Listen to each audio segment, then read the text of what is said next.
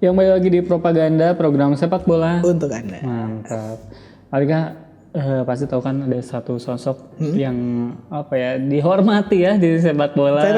Fenomenal ditakuti juga yang bernama Zlatan Ibrahimovic. Betul. Dan di musim 2021-2022 kemarin dia berhasil membawa AC Milan juara Serie A. Untuk pertama kalinya setelah 10 tahun. Terus setelah 10 tahun di usianya yang 41 tahun. Gila. Gitu. Mungkin itu memang bukan faktor Zlatan doang ya. Cuma emang pas si Zlatannya ada di situ, Milannya juara Pas lagi. banget. Gitu. Nah, emang si Zlatan Ibrahimovic ini menjadi salah satu yang ikonik di dunia sepak bola karena tidak semua orang bisa menjalani karir seperti Ibrahimovic. Meski suka berpindah-pindah klub, si Ibra ini menunjukkan kalau dia tidak pernah kesulitan bahkan melakukan adaptasi.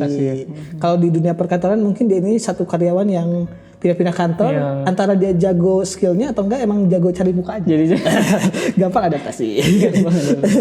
Nah, Ibra kalau misalnya menjalani di dunia sepak bola, dia menjalani karir dimanapun dia berada klubnya, Ibra rata-rata bisa mencetak lebih dari 15 gol per musim bersama klubnya. Yang mana dia emang posisinya striker, tapi untuk bisa mencapai tahapan seperti itu tuh tidak semua orang bisa gitu. Betul. Bahkan ketika ia menjalani satu musim yang cukup berat itu, maksudnya di klub yang menjalani musim yang lagi menjalani karir yang cukup berat, dia tetap bisa berprestasi waktu dia di Barcelona. Dan kita semua udah tahu lah ya bahwa Barcelona ini adalah satu-satunya celah gitu ya dalam karirnya. Dimanapun sebenarnya dia bisa bersinar, tapi di Barcelona doang ya. Di sana dia tuh kayak nggak bisa merasakan kegembiraan gitu. Mungkin kayaknya di Barcelona ini ada ini deh Kak. Apa sih yang di Harry Potter yang dia nyedot? Oh, ada Dementor. Jadi dia menyedot kebahagiaan. Dia tidak bisa tersenyum saat di Barca. Atau emang lingkungannya toksik. Mungkin kalau di PSG kan dia seneng tuh karena ada Harry Potter yang kayak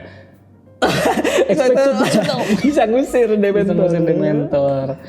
Nah, kalau di Barca ya, meskipun dia tidak merasakan kegembiraan, dia masih bisa menorehkan beberapa catatan api, Kak. Kita lihat tadi minimal 15 gol. Di Barca itu 22 gol, Kak.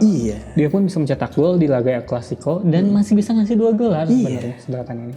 Tapi secara keseluruhan, Barcelona adalah mimpi buruknya. Kenapa? Kan orang-orang jadi bertanya kok padahal gak buruk-buruk amat gitu. Betul. Emang pada awalnya nih, si Ibra ini justru bersemangat nih ketika hengkang dari ke Barcelona. Betul. Setelah 3 musim memperkuat Inter Milan. Barcelona bahkan rela memberikan pertukaran pemainnya Samuel Eto'o yang mana juga sama-sama striker hebat. Nah, tujuannya sebagai tambahan untuk mendatangkan penyerang si Swedia tersebut tampil di Barcelona. Nah, si ambisi meraih Liga Champions membuat Ibra memilih meninggalkan Inter meski telah memberikan 3 gelar Liga Italia waktu itu. Sayangnya ekspektasi itu tidak sesuai dengan realita cinta dan rock and roll. Bukan film dong. Jadi di Barca ini nggak ada Vino sama Junot. Benar juga, gak ada yang membuat dia semangat. Hari-harinya Zlatan ini berasa tidak nyaman Kak waktu berlatih sama mereka. Nggak ada kebahagiaan dan sebaliknya. Setiap hari Zlatan ini ngerasa jengkel Kak. Kenapa ya? Soalnya dia kesel Kak, karena Pep ini mulutnya bau setelah makan jengkel. Jengkel dong. Pantas si Pep suka gini-gini. Karena mulutnya bau ya. Nah, Barcelona ini bukan tempat yang tepat untuk menunjukkan jati dirinya sebagai seorang manusia. Wow, berat ya. Tempat ini justru membuatnya terasa begitu terkekang. Gitu. Nah, emang ada yang bilang si Zlatan ini juga Barca itu mirip katanya sekolahan karena tidak ada yang bisa jadi bintang. Jadi emang perlakuannya semua sama. Gitu. Dia bilang kalau kayak orang pemain-pemain kayak Xavi, Iniesta dan yang lain itu cuma sekumpulan bocah SMA. Jadi emang si Zlatan ini mulutnya emang ember juga ya. Semua pemain yang kelakuannya aneh dia pasti spill. Nah, waktu itu mereka mungkin salah satu beberapa pesepak bola terbaik gitu di dunia, tapi mainnya katanya main dengan kepala tertunduk. Tidak ada kebanggaan atau mungkin dia pikir kalau misalnya statusnya kayak gitu mah ada arogansi dikit lah sebagai pemain. Jadi ada aura bintangnya dikit lah. Jangan kayak ya gini aja kalau main.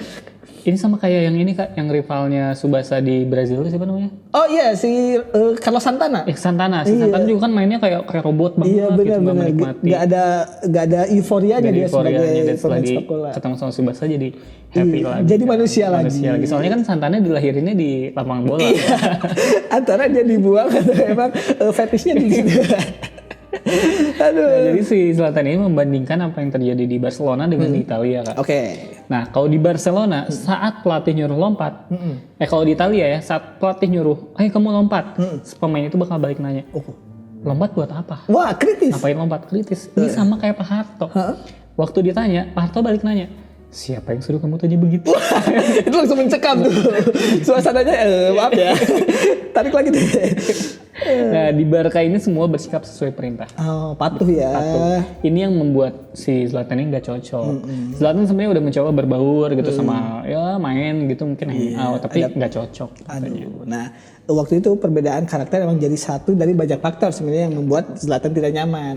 Menurutnya situasi di sana itu seperti sebuah penjara aja. Jadi tadi mungkin di awalnya kayak sekolahan, tapi lama-lama udah kayak penjara katanya. Tapi bukannya enak ya? Apalagi penjara buat koruptor. Wow. Itu saya penjara di Wakanda kan. Harus diselamatin dulu deh. Nah, waktu itu dia ada fakta lagi. Katanya di lapangan ia meminta untuk bermain di belakang Messi. Jadi instruksinya katanya bermain di belakang ya mungkin superstar Barca waktu itu masih Messi gitu ya. Yang mana dia kan striker gitu. Benar, tapi pasti kesel kan si Zlatan main di belakang Messi. Jadi Messi main di lapang, si Zlatan main di luar stadion. belakangnya gak jauh-jauh banget dong. Dia tuh nempel di belakang Messi gitu. Di belakang banget. Nah, waktu itu dia merasa kehilangan perannya gitu di atas lapangan sebagai striker ya. Betul. Nah, Zlatan ini bilang kalau Pep ini harus nurut kata-katanya Messi. Aduh. Sebenarnya nggak ada yang salah ya, karena ya siapa yang tahu kalau Messi itu ternyata mamahnya Pep. Wah, kebalik ya. Harus nurut kan. Harus nurut tapi dia jadi anak durhaka gitu. Nah, jadi kata Zlatan ini Pep ini seperti mengubah keseluruhan tim hanya untuk satu orang. One man team. Dan puncaknya adalah waktu Zlatan diganti saat menang 2-0 lawan Arsenal. Oh iya. Dan setelah diganti Arsenal menyamakan kedudukannya 2-2. Aduh. Gitu. Dan selanjutnya juga ada pertandingan di mana Zlatan cuma main 60 menit waktu lawan Inter Milan. Timnya yang sebelumnya ya. Nah, inilah yang membuat Ibra kemudian semakin hilang respect kepada pelatihnya Pep Guardiola. Ia bahkan berkata kalau legenda Barcelona ini sebagai sosok yang pengecut. Parah sih ini. Sebelumnya Zlatan juga kecewa, Kak. Waktu Pep memberikan larangan kepada para pemainnya untuk tidak membawa mobil pribadi. Oke. Akhirnya Zlatan juga kecewa. Kan yang dilarang sama Pep itu membawa mobil pribadi. Iya. Berarti kalau nyewa boleh. Tetap ya. Mental. Waktu itu belum ada zaman online apa ya? Kan bisa aja sama aja ya. Bahkan kan si Zlatan ini biar kelihatan sama tetangga-tetangga bisa rental Alphard. Oh, benar juga. Terus dia parkirnya tuh di gang. Bukan di garasi rumah. Biar jadi perdebatan. Nah, ini sesuatu yang dianggap sebagai keputusan yang gak masuk akal sama Zlatan gitu kayak. Tidak terlalu berpengaruh lah ya. Atau berpengaruh sama performa juga kan. Terus kalau misalkan gak boleh bawa mobil pribadi, harus naik umum gitu misalkan ya, naik bus gitu. Ya mending kalau transportasinya bagus gitu. Iya bagus sih dibanding. Tapi bagus ya.